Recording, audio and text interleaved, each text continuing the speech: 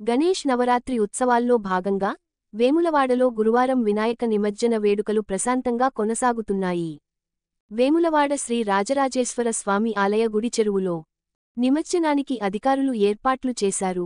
ఈ సందర్భంగా శోభాయాత్రను ప్రభుత్వ విప్, వేములవాడ ఎమ్మెల్యే ఆది శ్రీనివాస్, కలెక్టర్ సందీప్ కుమార్ ఝా, ఎస్పీ మహేష్ బి గితేతో కలిసి పరిశీలించారు.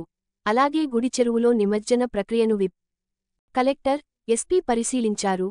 అనంతరం వినాయకుడికి పూజలు చేశారు. నిమజ్జన స్థలం వద్ద అధికారులకు పలు సూచనలు చేశారు. తెలంగాణ సాంస్కృతిక సారథి కళాకారుల భక్తి గీతాలు, ఇతర కళాకారుల మ్యాజిక్ షో భక్తులను అలరించింది. పిల్లలు, పెద్దలు ఆసక్తిగా తిలకించారు.